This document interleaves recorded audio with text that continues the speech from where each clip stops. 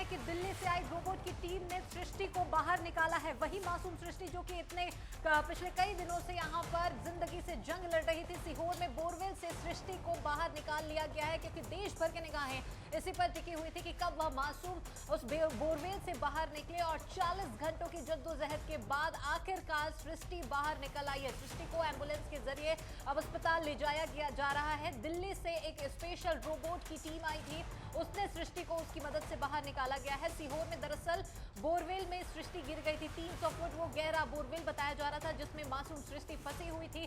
पिछले 40 घंटों से वह उस बोरवेल में फंसी हुई थी और जिंदगी से जंग लगातार लड़ रही थी। सृष्टि को अब आखिरकार कड़ी मशक्कत के बाद बाहर निकाल लिया गया है।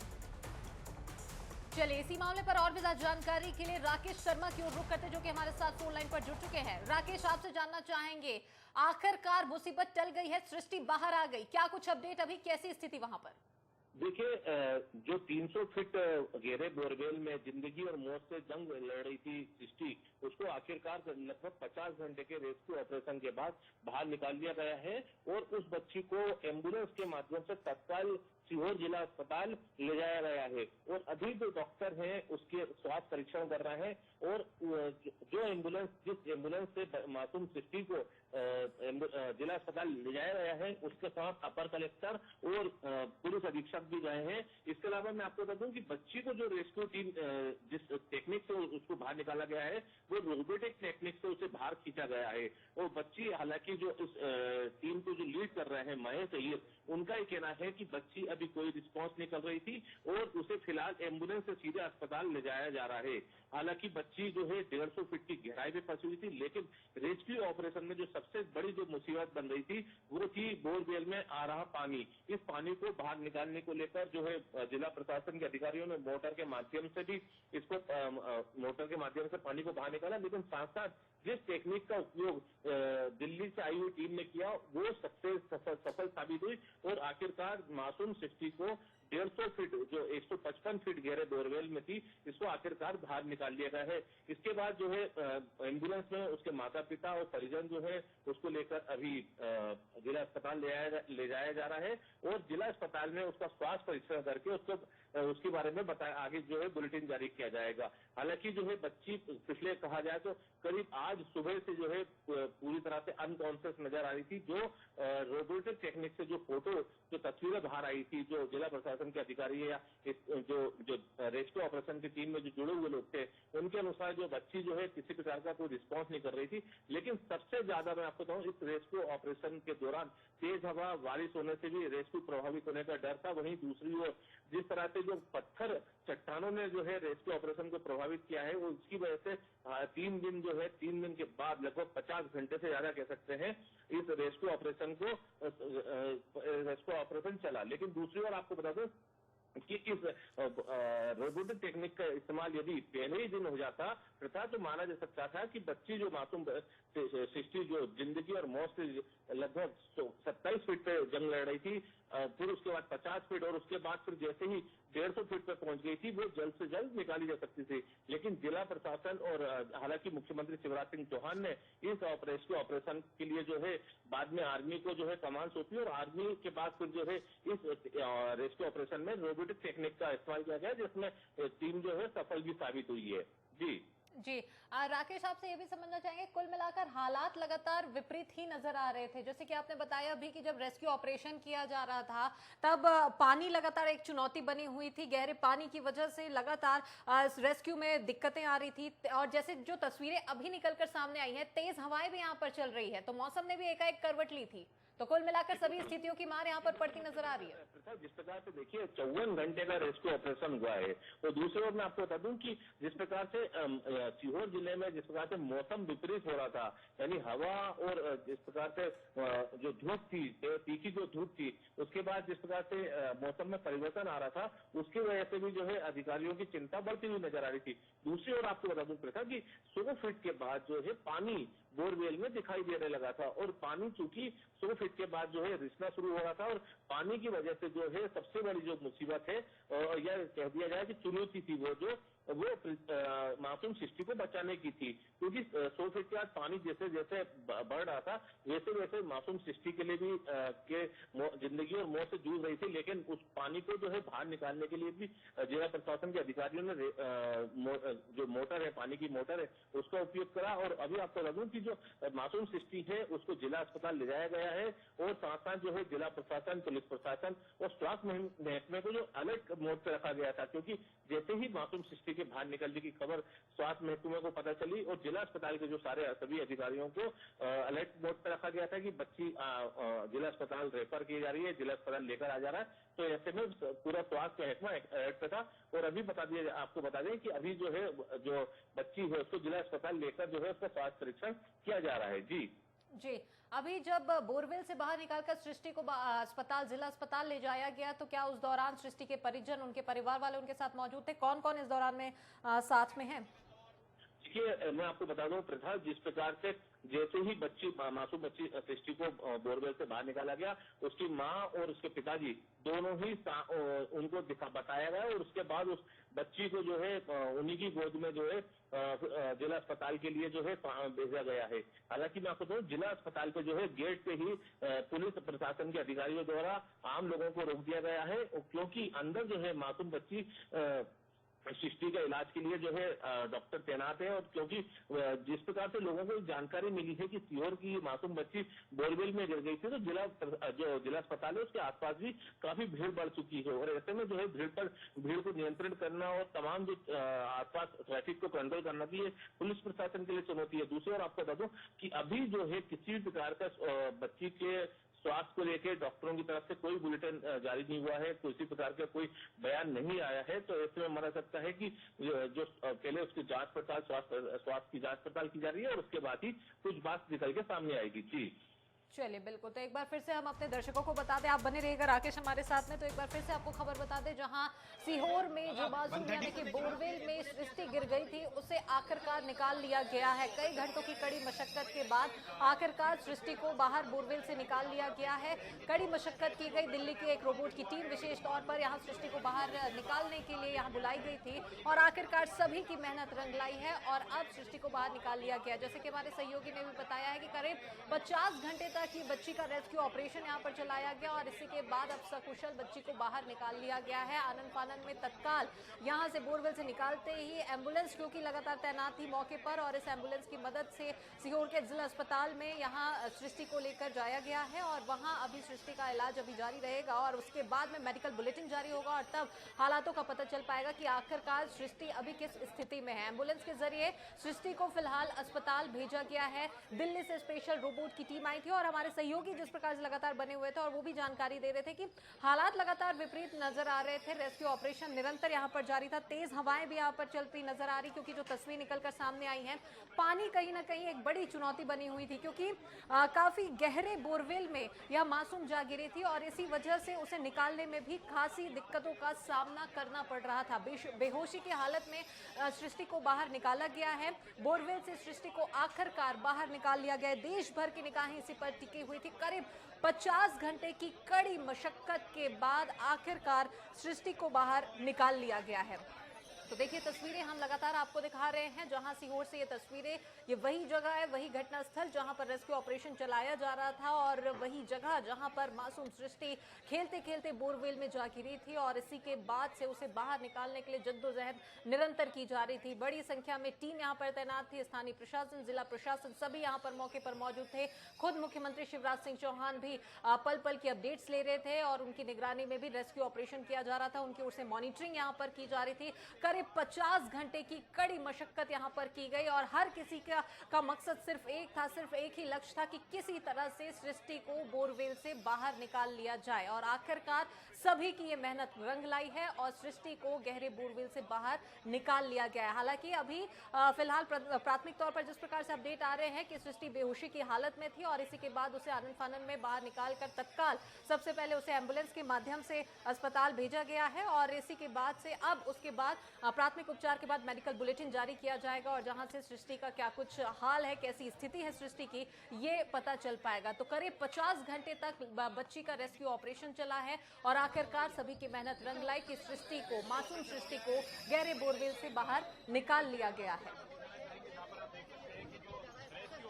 तो देखिए सीधी तस्वीरें हम आपको लगातार दिखा रहे हैं। घटनास्थल की तस्वीरें हैं सीहोर से, जहां बोरवेल में खेलते खेलते मासूम सृष्टि आज बोरवेल में जा गिरी थी, गहरे बोरवेल में वह गिरी थी और इसी के बाद से लगातार उसे बाहर निकालने के लिए जद्दोजहद की जा रही थी। दिल्ली से स्पेशल रोबोट की टीम यहां बुलाई गई थी।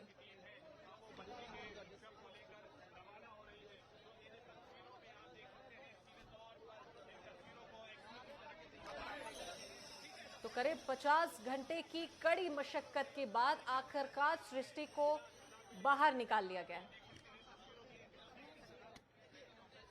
और चलिए इसी मामले पर और क्या कुछ ताज़ातरीन हालात हैं, ये सब हम जानने की कोशिश करते हैं। वरिष्ठ पत्रकार हमारे साथ में योगी राज जी जुड़ चुके हैं। योगी राज जी, आपसे जानना चाहेंगे क्या कुछ अपडेट अभी मिल पा रहे हैं? एम्बुलेंस के जरिए सृष्टि को अस्पताल भेजा गया है, क्या स्थिति?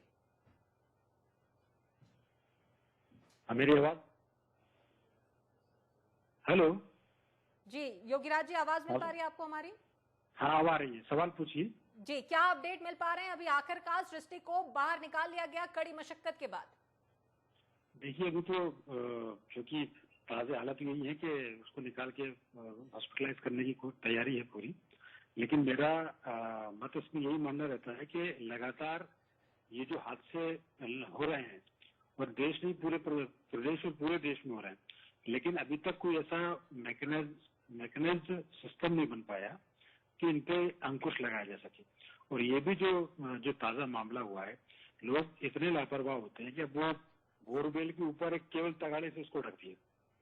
उसकी प्रॉपर तरीके से यदि इसकी क्लोजिंग की जाती तो शायद ये हादसा ना होता, और तगाड़े से ढक दिया और बच्ची आके वो तगाड़े पे बैठ गई और नीचे गिर गई। तो ये लापरवाही व्यक्तिगत स्तर पर भी है और गांव के जिम्मेदार लोगों पर भी है कि जहां भी यदि ऐसे बोरवेल खुले हैं उनको पूरे प्रॉपर तरीके से बंद किया जाए। बार बार इस बारे में जिला प्रशासन द्वारा निर्देश जारी किए जाते हैं, लेकिन चूंकि इसमें कोई जिम्मेदारी तय नहीं की जाती, इसलिए हादसे लगातार हो रहा है। तो एक फुल प्रूफ मैकेनिज्म, ऐसा सिस्टम बनना चाहिए इन हादसों पर लगाम लगाई जा सके, क्योंकि आफ्टर ऑल ये सारे जो बच्चे हैं वो अपने बच्चे हैं, ये देश का भविष्य है। और यदि इस तरह हादसे लगातार होते रहे तो हम हादसों से क्या सबक सीख रहे हैं? एक के बाद एक लगातार बोरवेल में गिरने की घटनाएं होती हैं और फिर रेस्क्यू ऑपरेशन चला जाता है, पूरा का पूरा हमला लगता है और एनडीआरएफ और तमाम तरह की मिलिट्री और सैनिक बल और पुलिस और प्रशासन सब लोग जुड़ते हैं। समय खर्च होता है, पैसा खर्च होता है, पैसा बर्बाद होता है, लेकिन नतीजा कुछ निकल नहीं पाता।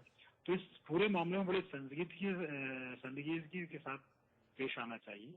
और चलिए बिल्कुल योगी जी, एक और लेटेस्ट अपडेट हम अपने दर्शकों को बता दें, इस वक्त आपको रोकना चाहेंगे कि एक दुखद खबर निकलकर सामने आ रही है कि मासूम सृष्टि को कड़ी मशक्कत के बाद बोरवेल से तो बाहर निकाल लिया गया था, लेकिन आखिरकार जिंदगी की जंग वह हार गई है। तो मासूम सृष्टि अब इस दुनिया में नहीं रही, उसने इस दुनिया को अलविदा कह दिया है। मासूम सृष्टि की मौत हो गई है। 50 घंटे की कड़ी मशक्कत के बाद, काफी जद्दोजहद के बाद आखिरकार वो मौका आ ही गया था सभी के समक्ष में, जिस पर सभी देश और दुनिया की निगाहें टिकी हुई थी, देश भर की निगाहें टिकी हुई थी कि आखिर कब सृष्टि बाहर निकलेगी। आखिरकार जब सृष्टि बाहर निकली तो जिंदगी की जंग वह हार गई, सृष्टि को नहीं बचाया जा सका है।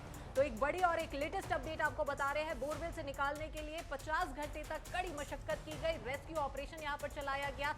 सभी का लक्ष्य सिर्फ एक ही था कि किसी तरह से सृष्टि को बचा लिया जाए, और आखिरकार जब सृष्टि को बोरवेल से बाहर निकाला गया, लेकिन मासूम सृष्टि की सांसें तब तक थम चुकी थी, सृष्टि को बचाया नहीं जा सका, वह जिंदगी की जंग आखिरकार हार गई।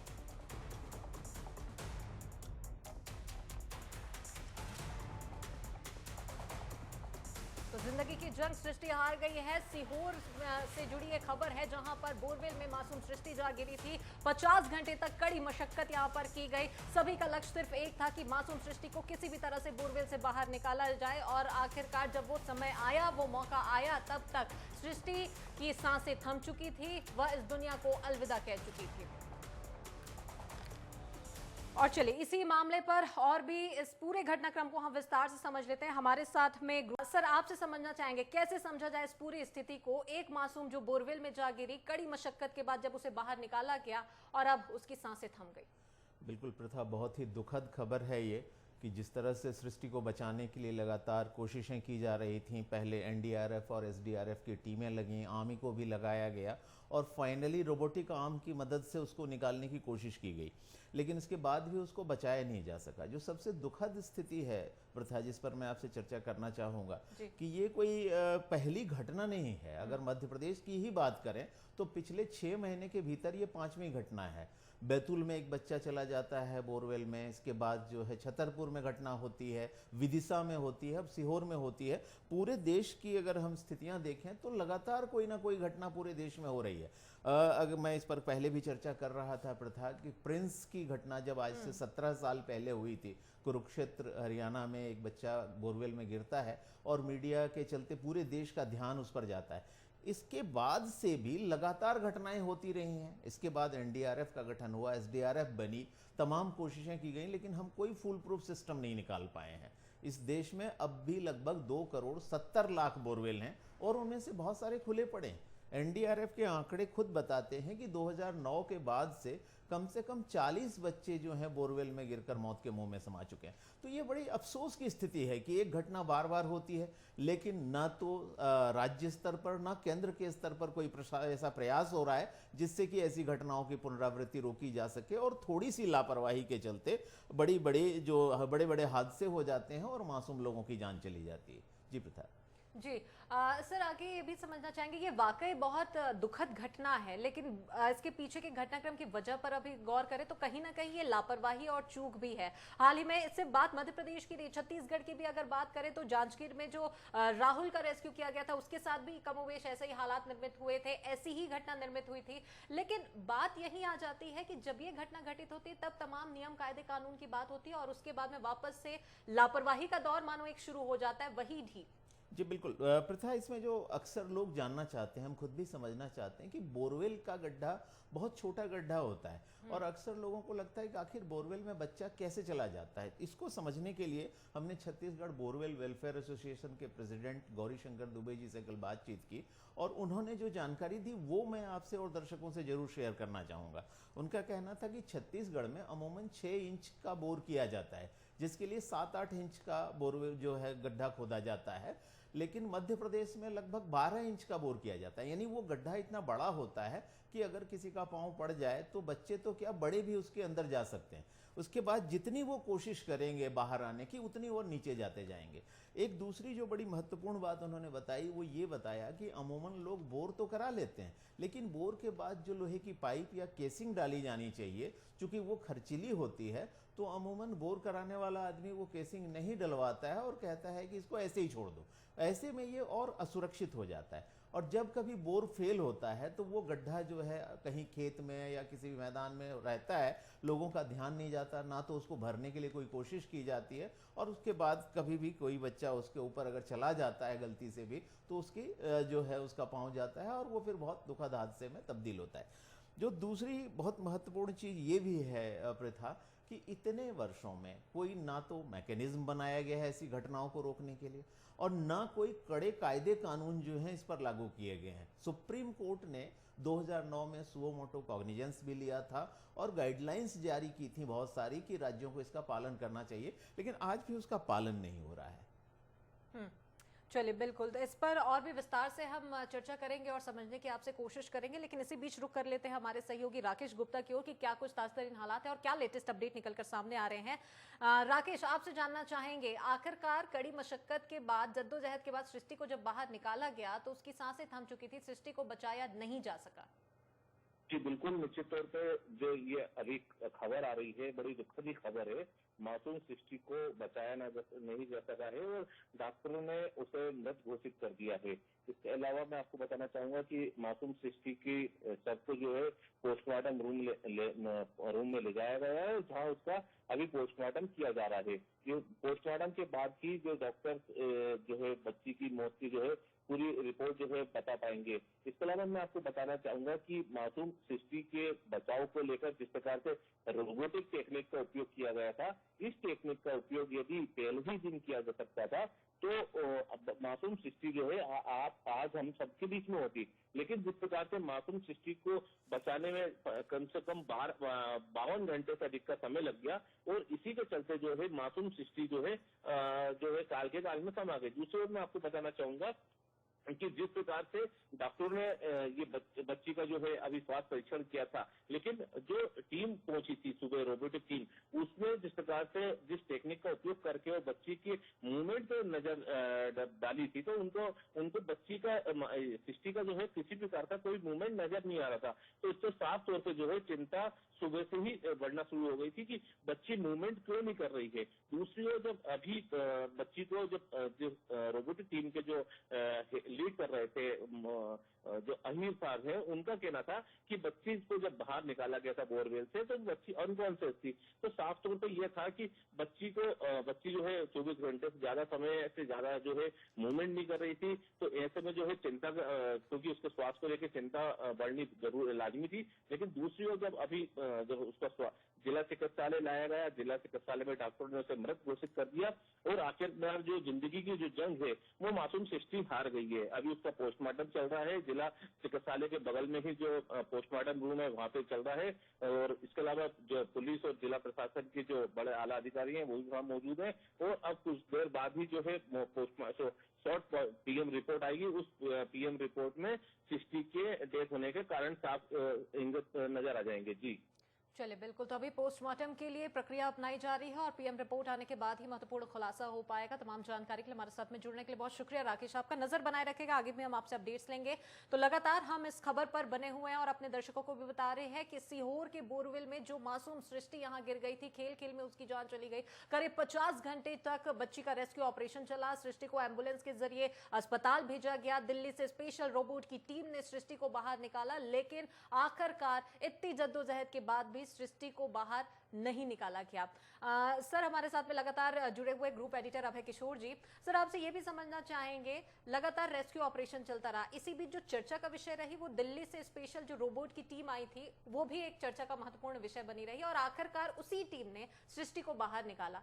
जब 50 घंटे तक ये रेस्क्यू ऑपरेशन चला तो पहले क्यों इस ओर नहीं सोचा गया, क्यों ध्यान नहीं दिया गया? जी बिल्कुल प्रथा, ये बड़ा महत्वपूर्ण सवाल है कि अल्टीमेटली अगर रोबोटिक आर्म का सहारा लिया ही गया तो फिर शुरू में इसके बारे में क्यों नहीं सोचा गया? क्योंकि जब सृष्टि गिरी थी और पहली बार जानकारी मिली तो वो उस 300 फुट के बोर में केवल 27 फुट की ऊंचाई पर अटकी हुई थी। अगर शुरू में ही रोबोटिक आर्म के बारे में सोचा गया होता तो शायद उसको निकाला जा सकता था। समस्या ये आई कि जब एनडीआरएफ या एसडीआरएफ की टीमों ने पारंपरिक तरीके से, नॉर्मली क्या करते हैं कि जब कोई बच्चा किसी बोरवेल में फंस जाता है तो उसके पैरेलली एक दूसरा गड्ढा खोदा जाता है और उसके नीचे या उसके पैरेलल जाकर फिर सुरंग बनाकर उसको निकालने की कोशिश की जाती है। लेकिन जब यहाँ गड्ढा खोदने की कोशिश की जा रही तो जो हेवी ड्रिलिंग मशीनें थीं उनके वाइब्रेशन से बच्चा और नीचे जा रहा था, सृष्टि लगातार नीचे जा रही थी। दूसरी बार पाया गया कि वो 50 फुट चली गई है, फिर उसके बाद धीरे धीरे पाया गया कि वो 100 फुट पर चली गई है। इतने नीचे जाने के बाद रोबोटिक आर्म से उसका रेस्क्यू भी मुश्किल होता जा रहा था और जैसे जैसे वाइब्रेशंस बढ़ते जा रहे थे वैसे उसके और नीचे जाने का खतरा मंडरा रहा था। तो ये जो जोखिम था, इसमें सबसे टर्निंग पॉइंट इसको और माना जा सकता है कि जब सेना आई तो उसने, जैसे रोबोटिक आर्म से निकाला जाता है बच्चे को, उसने हुक एंड रॉड से निकालने की कोशिश की, यानी कांटा अंदर डाल के उसमें बच्चे के कपड़े को फंसाने की कोशिश की ताकि उसके जरिए उसको खींचा जा सके। इस कोशिश में एक बार उसका सृष्टि का कपड़ा फंस भी गया और उसको ऊपर लाने की कोशिश की जा रही थी, लेकिन इतने में वो छूट गया और वो जब गिरी तो 50 फुट करीब और नीचे जाकर 150 फुट पर अटक गई। इससे उसको निश्चित तौर पे चोटें आई होंगी। कल एक पल्मोलॉजिस्ट से भी हमारी बात हो रही थी, डॉक्टर गिरीश अग्रवाल, उनका कहना था कि ऐसे किसी भी फॉल में बच्चे के वाइटल पार्ट्स को चोट लगने की आशंका रहती है। उसके स्प्लिन फट सकती है, तिल्ली जो है वो, या फिर उसके लंग्स को डैमेज हो सकता है, किसी किस्म का इन्फेक्शन हो सकता है। तो हम ऊपर से उसको ऑक्सीजन देने की कोशिश तो कर सकते हैं, लेकिन उसकी जो चोट लगी है उसको कैसे बचाएंगे? तो ऐसी स्थिति में ये शायद ज़्यादा बेहतर होता अगर शुरू में ही किसी रोबोटिक आर्म की मदद ली जाती और तब शायद बच्चे को जिंदा सकुशल निकाला जा सकता था। जी, तो कुल मिलाकर हालात लगातार विपरीत होते भी नजर आ रहे थे सर जी। जिस प्रकार से आपने ये जो पूरी प्रक्रिया विस्तार से बताई है, ये वाकई समझने वाली भी बात है। लेकिन इसके इतर अगर बात करें तो चूंकि काफी गहरा ये बोरवेल था जिसमें सृष्टि फंसी हुई थी, उसे निकालने के लिए कड़ी मशक्कत की जा रही थी। पानी भी एक बड़ी चुनौती बनी हुई थी क्योंकि अंदर पानी भी मिलता जा रहा था। फिर मौसम ने भी एकाएक करवट ले ली थी। जी, प्रथा, इसमें जो सबसे महत्वपूर्ण बात जो अभी मैं आपसे चर्चा भी कर रहा था कि रेस्क्यू ऑपरेशन की अपनी चुनौतियां तो होती ही हैं, क्योंकि एक छोटे से गड्ढे में एक बच्चा फंसा है, वो अपने आप को प्रोटेक्ट नहीं कर सकता। और जब हम ड्रिलिंग करते हैं तो एक और समस्या ये आती है कि उस वाइब्रेशन का जो साउंड आता है वो भी बच्चे के मन में घबराहट और बेचैनी पैदा करता है, उससे भी उसकी जान जा सकती है।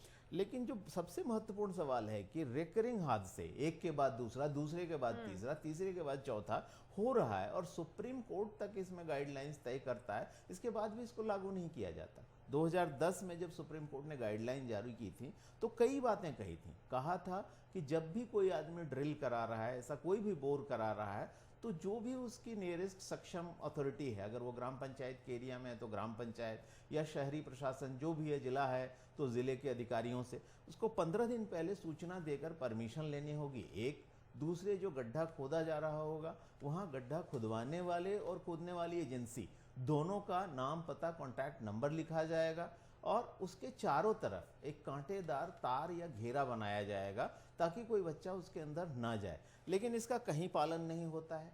इतने वर्षों में किसी के खिलाफ कोई कार्रवाई हुई हो ये नहीं देखा गया है। अभी भी इस केस में कुछ घंटे पहले ही जिस आदमी ने बोर करवाया था उस किसान को गिरफ्तार किया गया है जरूर, लेकिन सवाल उठता है कि उसे हम सजा क्या देंगे। देश में अलग से ऐसा कोई कानून है नहीं कि बोरवेल में किसी बच्चे की किसी की लापरवाही से गिरने से मौत हो जाए तो उसको सजा देने का कोई प्रावधान नहीं है। ले देकर आईपीसी की एक धारा केवल है हमारे पास 304A, जो कहती है डेथ ड्यू टू नेग्लिजेंस, लापरवाही से किसी की अगर मौत होती है तो 2 साल तक की सजा का प्रावधान है और उसमें भी कभी किसी को आज तक सजा हुई हो ऐसा कम से कम मेरी जानकारी में नहीं है। तो जब तक सजा या जुर्माने का कोई कठोर प्रावधान नहीं किया जाएगा और उसको सख्ती से लागू नहीं किया जाएगा तब तक मुझे नहीं लगता कि ऐसे हादसों को भविष्य में भी रोका जा सकेगा। जी, इस बीच हमारे साथ में श्वास रोग विशेषज्ञ डॉक्टर गिरीश अग्रवाल जी भी यहाँ पर फोन लाइन पर जुड़ चुके हैं।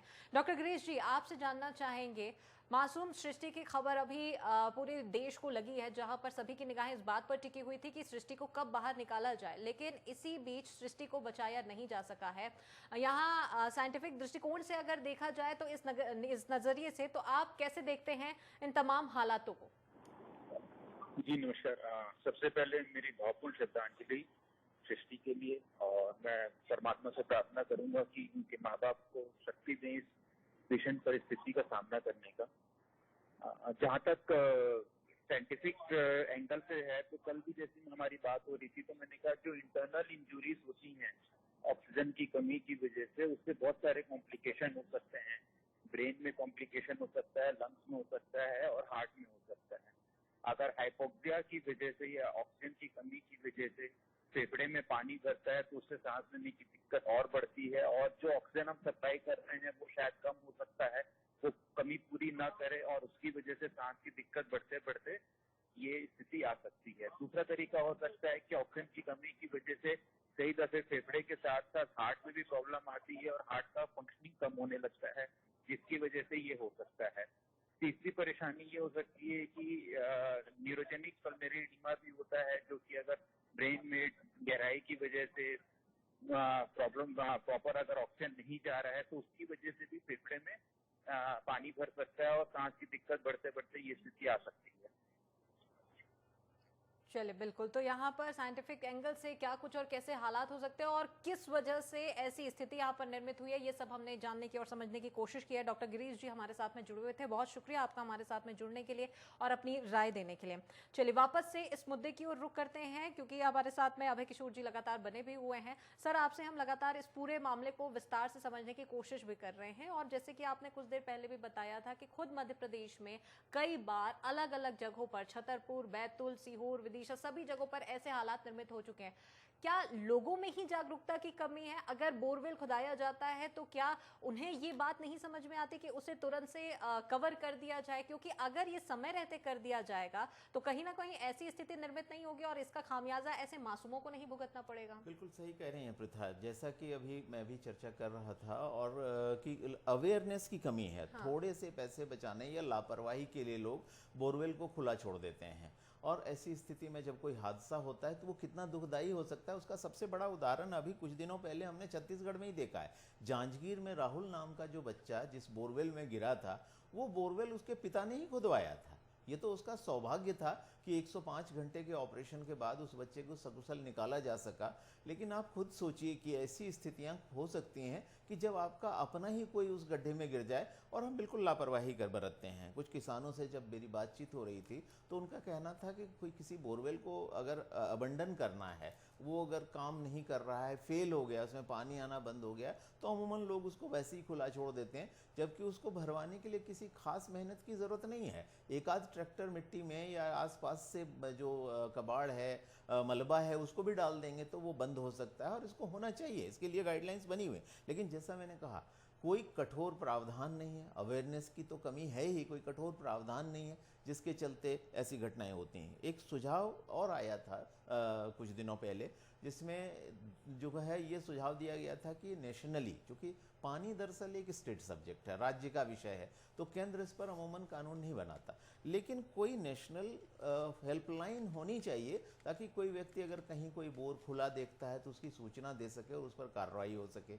इसके अलावा इसका पता लगाना कोई मुश्किल काम नहीं है। गांव के स्तर पर पटवारी होते हैं, वीएलडब्ल्यूज होते हैं, विलेज लेवल वर्कर होते हैं, पंचायत के सदस्य होते हैं, वो अपने आसपास सर्वे करके इस बात का बहुत आसानी से इसकी रिपोर्ट प्रशासन को भेज सकते हैं कि उनके इलाके में कोई बोरवेल खुदा हुआ है। लेकिन दिक्कत वही है कि जब तक कोई हादसा नहीं हो जाता है, कोई संज्ञान नहीं लेता मामले को, कोई इसे सीरियसली नहीं लेता है, और तब बड़े हादसे हो जाते हैं। पिछली बार मद्रास हाई कोर्ट को मीडिया से भी अपील करनी पड़ी थी कि आप अवेयरनेस फैलाएं ताकि लोग बोरवेल को खुला न छोड़ें, और अपने बच्चों को जब खेतों में या कहीं भी वो खेल रहे हैं तो उनको भी आगाह करें, बचपन से ही सिखाएं कि कोई खुला गड्ढा हो सकता है जिसमें जाकर वो मुसीबत में फंस सकते हैं। अब देखिए कि एक तरफ ये घटना हो रही है बोरवेल की, इसी समय बिहार में एक दूसरी घटना भी हुई है। एक ब्रिज बन रहा है और ब्रिज के पिलर के बीच में एक बच्चा फंस गया है, उसको भी निकालने की काफ़ी समय से कोशिश की जा रही है। लकीली वो दिख रहा है तो उस तक खाना पानी पहुंचाया जा पा रहा है, लेकिन उसके लिए 6-7 फुट ब्रिज के पिलर को काटना पड़ रहा है, तब कहीं जाकर उसको रेस्क्यू किया जा सकेगा। तो इस तरह की ऐसी घटनाएं लगातार हो रही हैं, लेकिन दंड भी आवश्यक है, अवेयरनेस भी आवश्यक है। मुझे लगता है जब तक हम ऐसा नहीं करेंगे तब तक इन घटनाओं को नहीं रोक पाएंगे।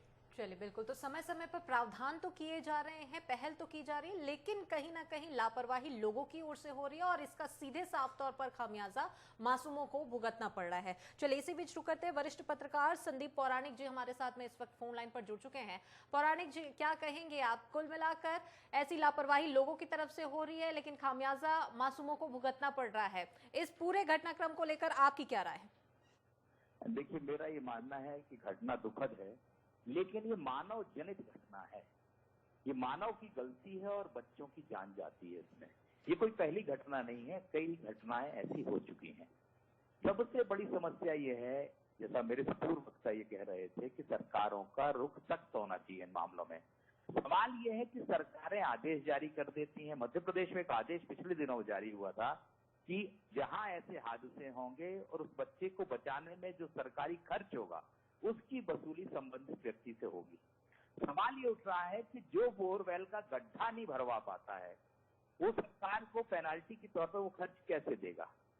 कोशिश ये होनी चाहिए, बोरवेल करता कौन है? मशीन चलाते हैं ठेकेदार, बड़े बड़े लोग। क्या ऐसी व्यवस्था नहीं हो सकती है कि जहां पानी नहीं निकलता है उसके लिए बॉन्डेड हो वो आदमी जिसकी मशीन है? सबसे बड़ी दिक्कत यह है कि उस व्यक्ति पर जिम्मेदारी थोपी जाती है जिसने गड्ढा की जमीन पर गड्ढा है। सवाल यह कि गड्ढा जो करता है, अगर उस पर यह लायबिलिटी तय कर दी जाए कि ये गड्ढा किसने खोदा है, वहां एक व्यवस्था हो कि होर्डिंग या बोर्ड लगाया जाए कि ये बोरवेल का गड्ढा फला कंपनी ने, फला मशीन ने इस तारीख को किया था। अगर पानी निकलता है तो भी सूचना रहे कि इसने किसने बोरवेल किया था, गड्ढा किया था, और बंद नहीं किया जाता है तो उसकी जानकारी भी रहे। मुझे यह लगता है कि सरकारें सिर्फ आदेश जारी करने तक सीमित रहती हैं, कार्रवाइयां नहीं करती। दूसरी तरफ जनता में जागरूक नहीं है, लोगों में जागरूकता नहीं है। आज बच्चे की जान जा रही है तब ये चर्चा हो रही है, आमतौर पर नहीं तो ये चर्चा नहीं होती है। आज जरूरत इस बात की है कि जिले स्तर पर एक ड्राइव चलनी चाहिए कि आखिर हमारे यहाँ कितने ऐसे बोरवेल हैं जो किसी एक कंपनी के जरिए किए गए, कितनों में पानी निकला और कितने में पानी नहीं निकला। ये बहुत आसान काम है, कठिन काम नहीं है सरकारों के लिए, प्रशासन के लिए, लेकिन इस तरफ ध्यान नहीं है। मुझे लगता है कि अगर जागरूकता जरूरी है तो जिला प्रशासन स्तर पर इस तरह की कार्रवाइयां नजर रखने की जरूरत है। कितने बोरवेल हुए, पानी निकला और नहीं निकला, नहीं निकला तो क्या उन्हें बंद किया गया, नहीं किया गया। अगर ये उस मशीन के कंपनी के जरिए जानकारी होती और उस गड्ढे को बंद कर दिया गया होता तो मुझे लगता है कि सृष्टि संकट में नहीं आती। चलिए, बिल्कुल। तो कुल मिलाकर जागरूकता का अभाव लोगों में देखने को मिल रहा है। तमाम जानकारी के लिए हमारे साथ में जुड़ने के लिए बहुत शुक्रिया आपका पौराणिक जी। हमारे साथ में वरिष्ठ पत्रकार संदीप पौराणिक जी भी जुड़े हुए थे और कई महत्वपूर्ण बिंदुओं पर उन्होंने प्रकाश डालने की कोशिश की है। गलतियां होती है, लेकिन समय है कि उसे लेकर काफी ज्यादा सतर्कता बरती जाए, काफी ज्यादा सावधानी उस पर बरती जाए, और क्योंकि समय रहते इस ओर पहल कर ली जाएगी तो ऐसी स्थिति दोबारा निर्मित नहीं होगी।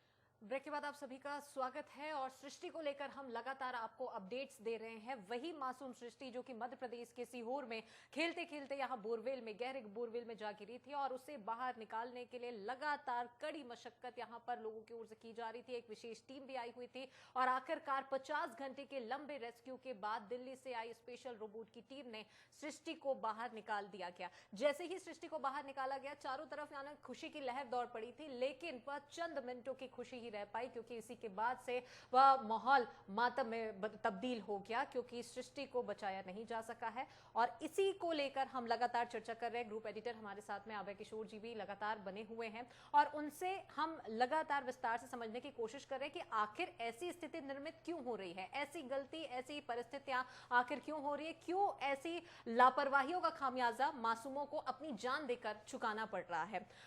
अभय जी, आपसे ये भी समझना चाहेंगे कि अभी जिस प्रकार से लगातार सुझाव भी आ रहे हैं और बातें भी जिस प्रकार से घटनाक्रम के बाद में निकलकर सामने आ रही है कि बोरवेल ठीक है खोदा जाता है और इसके बाद से जब काम नहीं हो पाता या पानी नहीं निकल पाता तो उसे ऐसे ही खुले में छोड़ दिया जाता है और ऐसे ही लोगों की लापरवाही का खामियाजा मासूमों को चुकाना पड़ता है। क्या ऐसा कोई मैकेनिज्म नहीं है?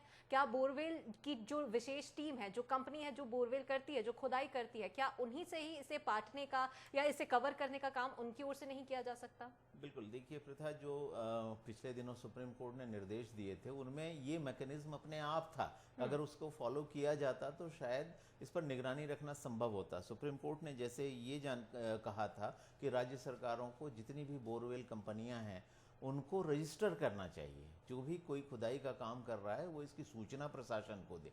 तो अगर वो सूचना प्रशासन को देता है तो इसके साथ ये सूचना भी दी जा सकती है कि कितने बोरवेल को उन्होंने लोहे की केसिंग देकर पूरा किया है या उनको खुला छोड़ दिया, अबंडन कर दिया क्योंकि वो फेल हो गए हैं, और उसके बाद इसकी निगरानी बहुत आसान हो जाती है। लेकिन इस पर कभी सख्ती नहीं बरती गई, ये सबसे कठिन सवाल है। जो मैं जिस बोरवेल वेलफेयर एसोसिएशन के प्रेसिडेंट गौरी शंकर जी की बात कर रहा हूँ, उनकी तरफ से एक जो है संकल्प लिया गया है छत्तीसगढ़ में। छत्तीसगढ़ के सारे बोरवेल ड्रिलर्स ने ये तय किया है कि वो कहीं भी जब ड्रिलिंग करेंगे तो बिना केसिंग डाले ड्रिलिंग नहीं करेंगे। जिसको ड्रिलिंग करवानी है करवाए, नहीं करवाना है तो वो ड्रिल करवाएंगे ही नहीं। ऐसा करना एक सराहनीय कदम है, क्योंकि ऐसा करने की वजह से बोर में इतनी जगह बचेगी ही नहीं कि उसमें कोई बच्चा नीचे जा सके। मैं समझता हूं कि जो पहल छत्तीसगढ़ में की गई है, यही पहल अगर पूरे देश में की जाती है तो आधे से ज़्यादा खतरा एक तो कम किया जा सकता है। दूसरी चीज़ जिसकी बात आपने अभी की कि ऐसा कोई मैकेनिज्म नहीं हो सकता क्या कि जिसमें कि बोरवेल खुले पड़े हैं, इसकी जानकारी पहले से मिल जाए। इस बारे में भी सुप्रीम कोर्ट ने ये कहा था कि जो आदमी बोरवेल खुदवाता है अगर वो उसको अबंडन करता है तो उसको भरे और उसका एक सर्टिफिकेट प्रशासन से हासिल कर ले। अब सवाल यही है कि जिस देश में अदालतों में घुसकर किसी को गोली मारी जा सकती है, जिस देश में प्रशासन जो है पुलिस की निगरानी में एक आदमी को कोर्ट में प्रोड्यूस करने के लिए ले गया है और ले जाया गया है और वहाँ से अस्पताल ले जाया जा रहा है और सरेआम गोली मार दी जाती है, वहाँ क्या हम ये उम्मीद कर सकते हैं कि प्रशासन की प्रायोरिटी किसी गांव में, किसी खेत में खुदा हुआ बोरवेल होगा? दरअसल ये एक किस्म की घनघोर लापरवाही और उदासीनता है, संवेदनशीलता की कमी है। वरना आप सोचिए, जो देश इतना प्रगति कर रहा है, जिसकी दुनिया में तारीफ हो रही है, जो एक मजबूत लोकतंत्र के रूप में, एक आर्थिक विकास के रूप में जाना जाता है, वहाँ जानकारी है हमें कि करोड़ों बोरवेल जो हैं खोदे गए हैं, लेकिन और लगातार हादसे हो रहे हैं, फिर भी हमारी तरफ से कोई पहल नहीं होती। तो ये निश्चित तौर पे केंद्र सरकार को सामने आना चाहिए। भले ही बोरिंग कराना राज्य सरकारों के परव्यू में आता हो, फिर भी जहां किसी की जान जा रही है, देश के किसी नागरिक की जान जा रही है, वो भी एक देश का भविष्य, एक बच्चा जो जानता भी नहीं कि वो क्या कर रहा है और वो एक गहरे संकट में फंस जाता है, तो वहाँ ये मैकेनिज्म जरूर बनाया जाना चाहिए। और ये मैंडेटरीली जिला प्रशासन में किसी व्यक्ति विशेष, जिलाधिकारी या सिंचाई विभाग के अधिकारी, किसी की जिम्मेदारी तय होनी चाहिए कि वो अपने इलाके में पता लगाए कितने बोरवेल खोदे जा रहे हैं और कितने बोरवेल जो हैं वो अबंडन करके छोड़े गए। क्योंकि देखिए, बोरवेल में मोटर लगाया जाता है, सबमर्सिबल मोटर होता है पानी का, और वो बिना बिजली कनेक्शन के तो नहीं चलता। इसका सीधा सा मतलब है कि इलेक्ट्रिसिटी डिपार्टमेंट को तो कम से कम सूचना होती ही है कि बोरवेल खोदे जा रहे हैं। अगर वहाँ जानकारी होती है तो ये दूसरे विभागों तक भी पहुँच सकती है। आपस में तालमेल की साफ साफ कमी दिखाई देती है। अगर बोरवेल में किसी बड़े आदमी का बच्चा गिर जाए, किसी नेता का, किसी अधिकारी का, किसी मंत्री का बच्चा गिरता हो, तो शायद ये ग्लोबल इशू बन जाएगा और पूरे देश की संसद में इस पर बहस होने लगेगी। दिक्कत ये है कि कॉमन मैन, किसी मजदूर का, किसी किसान का, गांव के किसी आदमी का बच्चा, अभी तक जितनी भी घटनाएं हुई उनमें से अधिकांश में जो हादसे हुए उनमें ये कॉमन मैन जो है वो शिकार होता है और किसी की संवेदना उसके साथ नहीं दिखाई देती। 2 दिन चर्चा होती, फिर हम भूल जाते हैं। चलिए, बिल्कुल। तो ये वाकई एक महत्वपूर्ण बात निकलकर सामने आई है कि आम आदमी क्योंकि कहीं ना कहीं इससे लगातार जूझ रहा है और यही वजह है कि अभी तक कठोर कदम इस ओर नहीं निकाले गए हैं। जागरूकता की कमी है, उदासीनता है, लापरवाही है और भरपूर हो रही है। यही वजह है कि ऐसी स्थितियां निर्मित हो रही है और इसका सीधे साफ तौर पर इस तमाम हालातों की कीमत मासूमों को अपनी जान देकर चुकानी पड़ रही है। तो इस खबर पर हम लगातार बने हुए थे, जहां पर मध्य प्रदेश के सीहोर की एक घटना थी। खेल खेल में मासूम की जान चली गई। दिल्ली से स्पेशल रोबोट की टीम बुलाई गई। टीमें यहां पर लगातार तैनात थी। सभी की निगाहें इसी पर टिकी हुई थी कि कब आखिर मासूम सृष्टि को बाहर निकाला जाए। और जैसे ही ये खबर सभी तरफ में प्रसारित हुई कि सृष्टि को आखिरकार बाहर निकाल लिया गया है, खुशी की लहर दौड़ पड़ी। लेकिन ये खुशी चंद मिनटों में ही तब्दील हो गई और सभी तरफ मातम पसर गया, इसलिए क्योंकि मासूम सृष्टि को बचाया नहीं जा सका। आखिरकार वो जिंदगी की जंग हार गई।